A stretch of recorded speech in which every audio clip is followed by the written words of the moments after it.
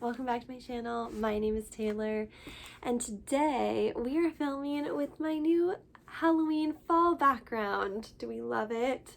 There's a lot that you can't see, but hopefully you can see my little gnome friend right up there on my dresser. But today, seeing that it is actually October 1st when I'm filming this, I wanted to sit down and talk to you guys about all of the books that I read the last quarter of 2021. So that being July, August, and September, as that just ended yesterday. So without further ado, let's go ahead and talk about all of the books that I read the last few months.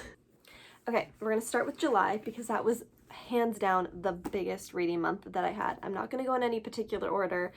I just have them stacked here on my lap and it's a heavy stack, so we're gonna get through it. The first one is a photography animal book, which if you guys have been here for any length of time on my channel, you know I love these like animal coffee style type of books. This is Unforgettable Portraits by Rosamund Kidman Cox. This was a collection of memorable photos from the International Wildlife Photography of the Year competition. So over many years, a ton of different beautiful photographs, like, look at this one. I just whacked myself in the face. But yeah, beautiful photos, pretty cool description of like the animal and the photo. I liked it. Wasn't my favorite animal photography book, I'll be honest. So yeah, but I did enjoy it if you guys want to check it out. Also, as always, as you guys know, I am trying to cull my collection because, as we know, I have a lot of books. So I will be letting you guys know at the end what are my 3 books that I'm keeping and which ones I'm going to be getting rid of. So stay tuned to the end to find that out. Okay, next, a really interesting book that I really actually enjoyed was Born to Fly, The First Women's Air Race Across America by Stephen Shenkin. And this is a story about the first women's air race across America, which was something I knew absolutely nothing about. I got this off of Book Outlet like a really long time ago, and yeah, it's really cool. It's very graphic. It's got a lot of like images and like photos of the people in the race. It's got fun facts about everyone that was involved, and obviously talks about Amelia Earhart, who was super well known, but she wasn't even like the focused character. There was a lot of really cool people in this.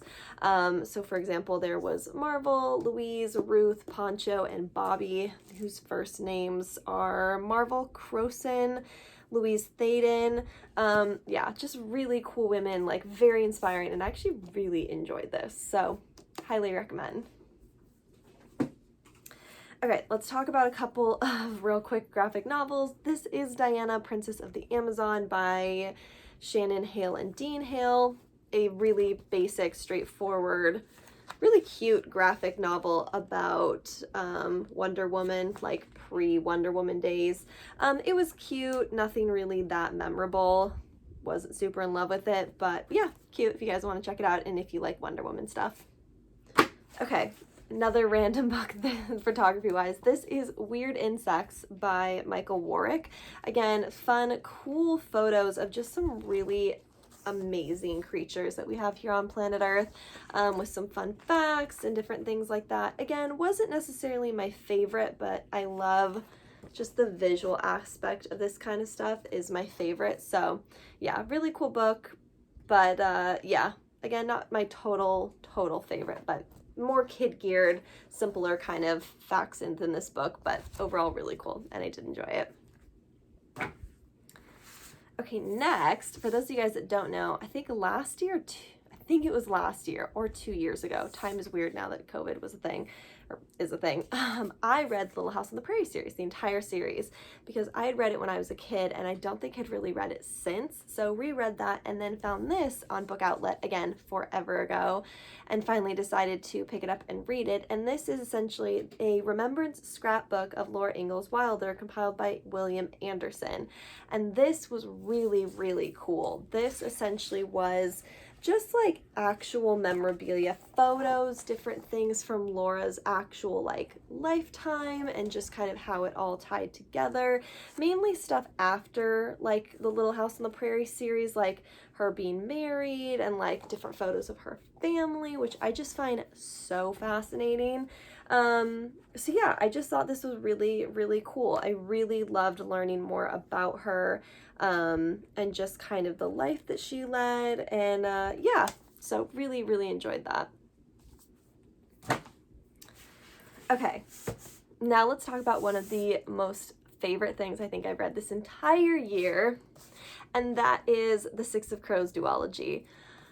Oh my gosh, I love this series with my heart, my soul, everything. I haven't been this into a series and like flown through, like these are big books. Like I haven't flown through and been this obsessed with a series in I don't even know how long. Maybe like Divergent, Hunger Game days, like we're talking way long time.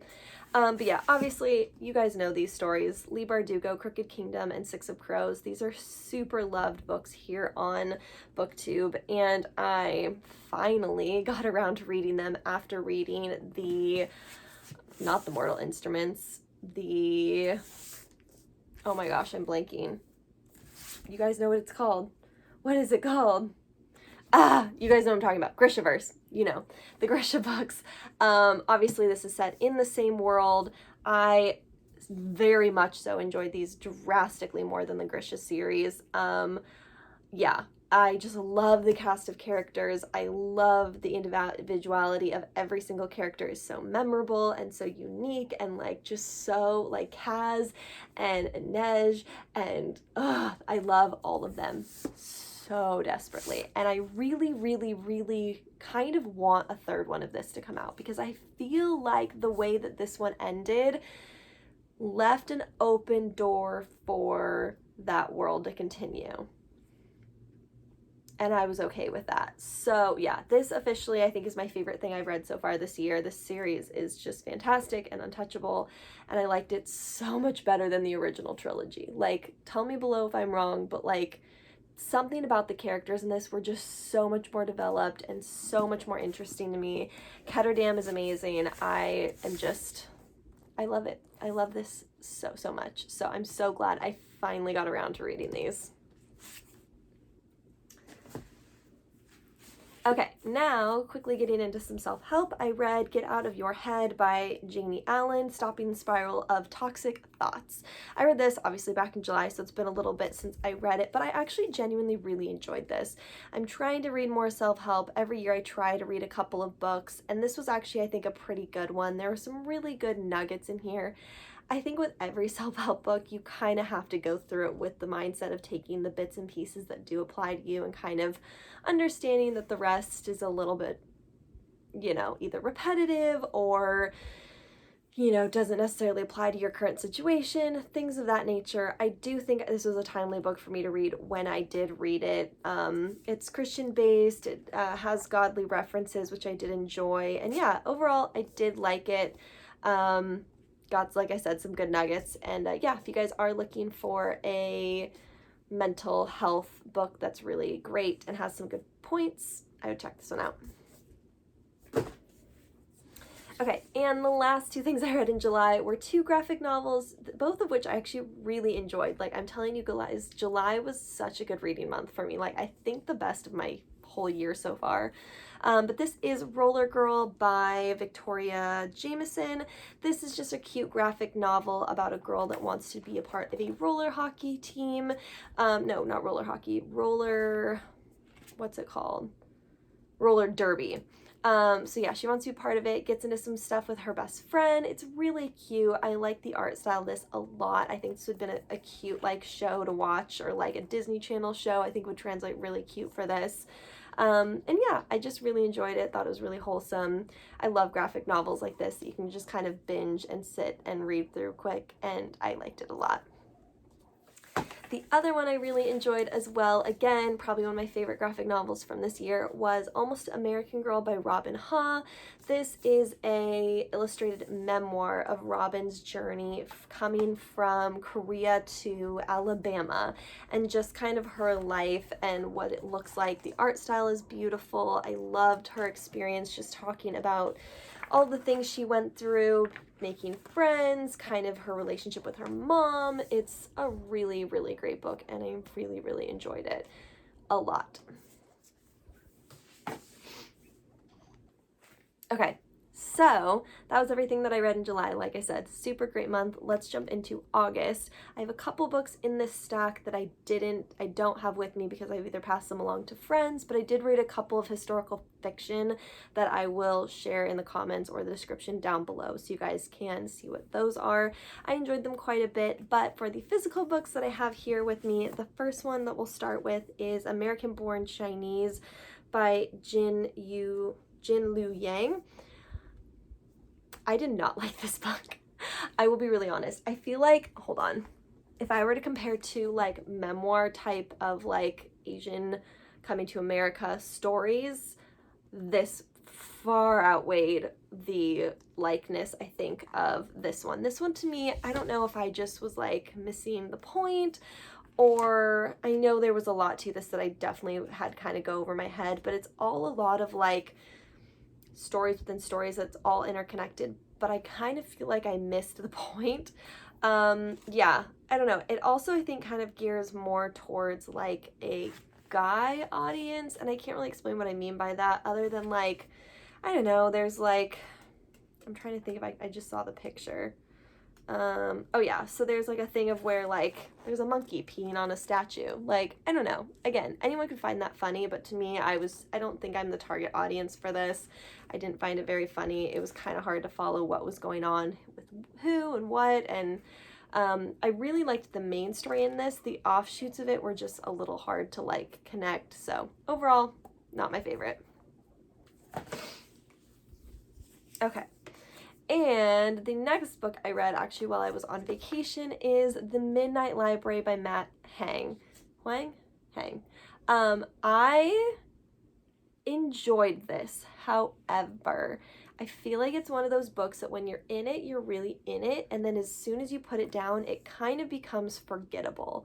The main character, for example, in this for me, is a very forgettable main character. Like, it could have been anyone, and I get that that's probably kind of the point, but yeah, I don't know. I just really wasn't a fan. Nora Seed is the main character, and essentially she,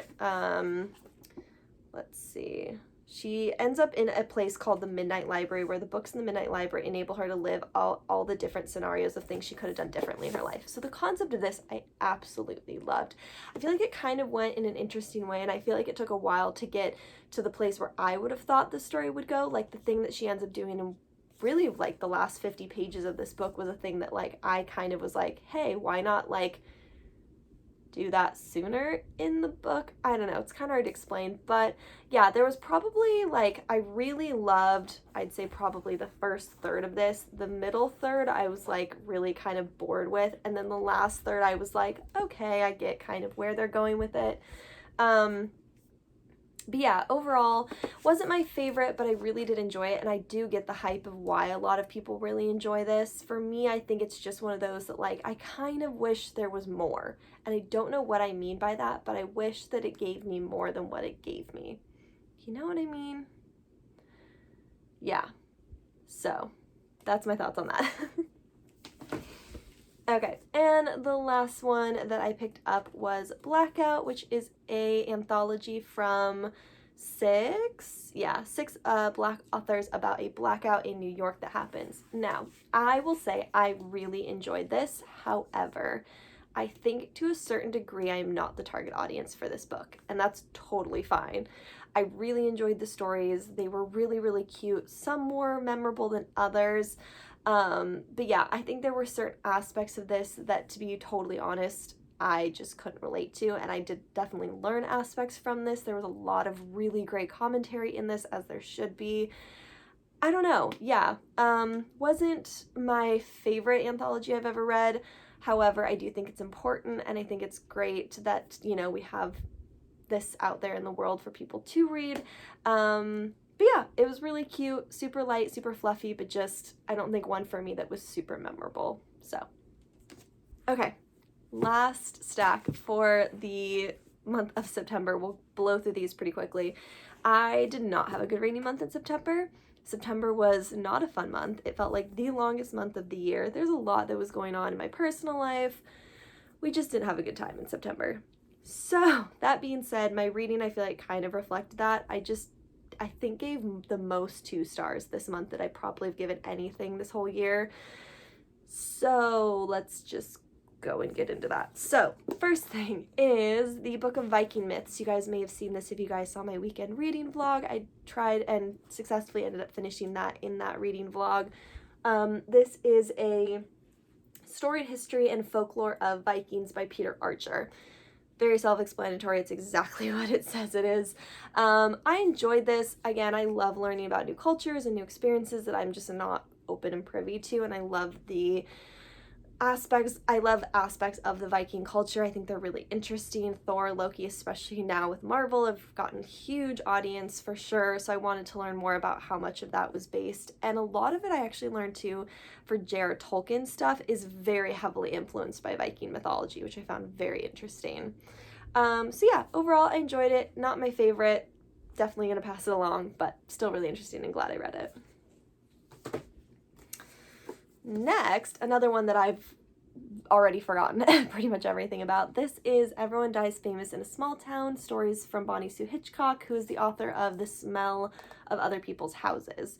This is a book I read on vacation, and I actually read through it pretty quickly, but it was very forgettable. It was one of those stories where no character stands out, I think, except for really one story that I can think of, maybe 2.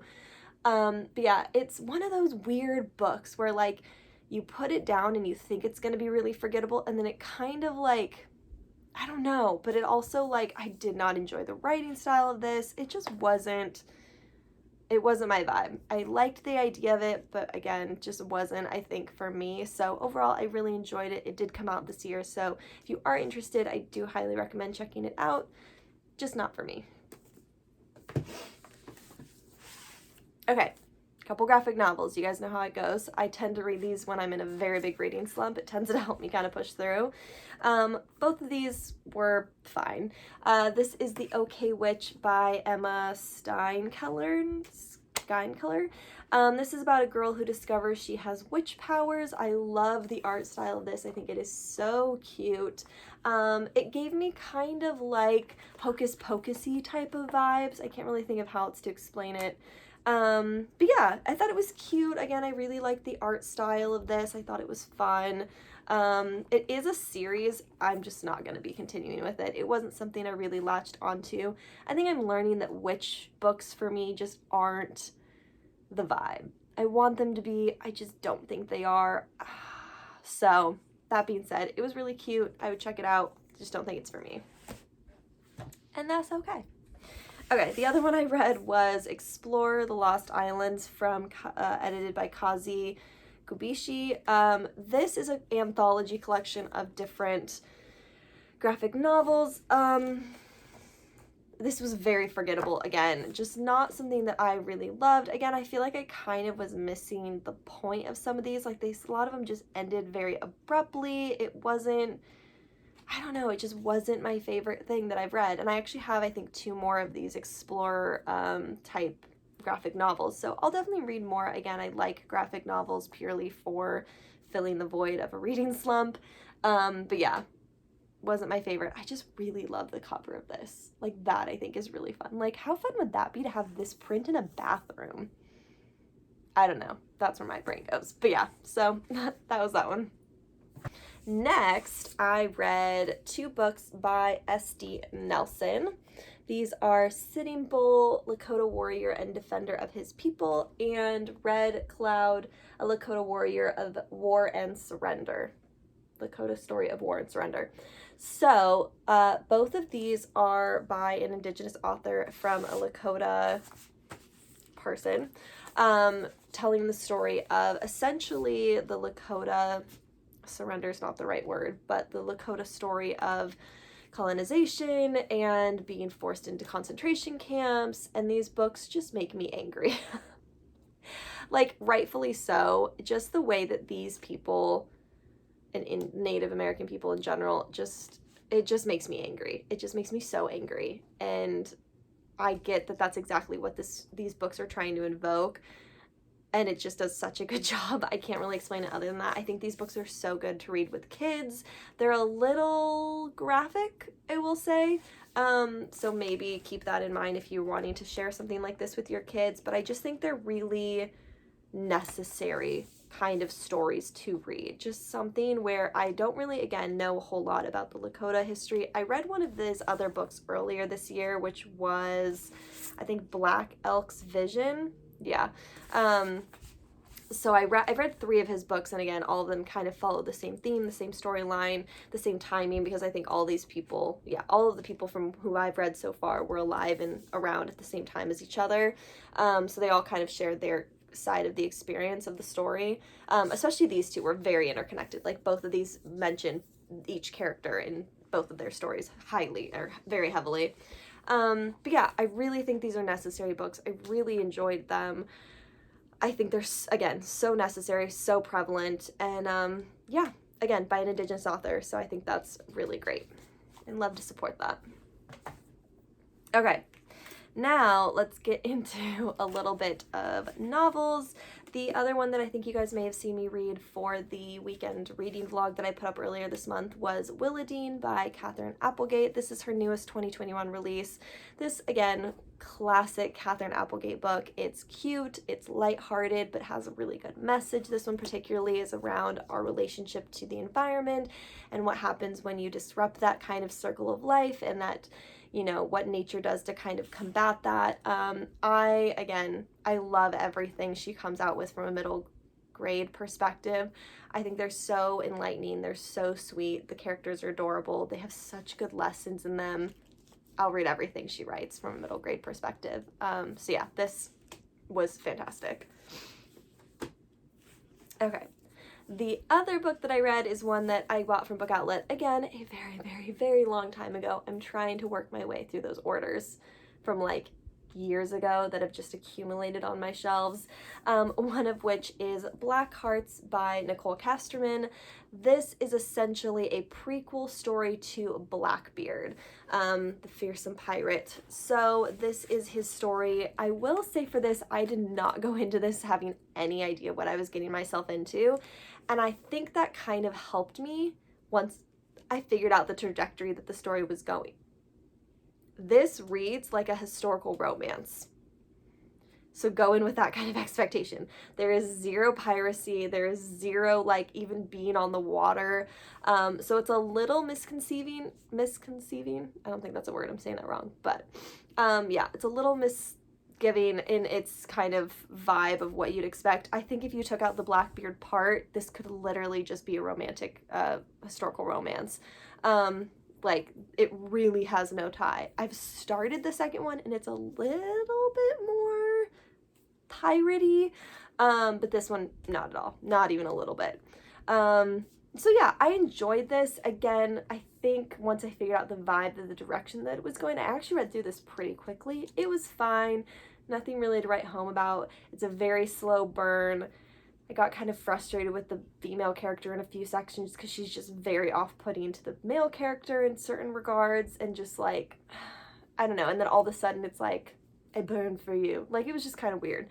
I think, and not that this really matters, but I think this is the author's one and only series, so needless to say, I don't know if that's part of the curse of it, of like a first-time book.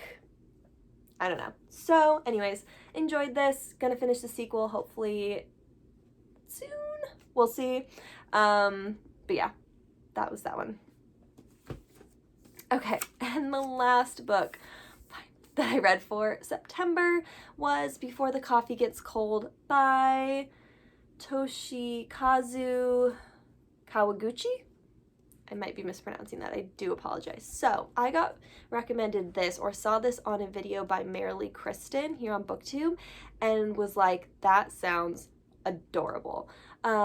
So I saw it at a bookstore a couple months after I saw that video go out where she had talked about this, and I picked it up. My friend and I, we both got it and both finished reading it, and I enjoyed this. It was really cute. It's pretty much exactly what you'd expect. Like, it's a very light, fluffy, almost like Hallmarky kind of story, if that makes sense. Like, there's 4 stories within this that all interconnect within the time traveling concept. For those of you guys that don't know, this essentially is a book about a cafe where you can go back in time, but the rule is, or one of the rules is, you can only be there back in the past or go time travel as long as it takes your coffee. Like, you have to come back in the present before your coffee gets cold.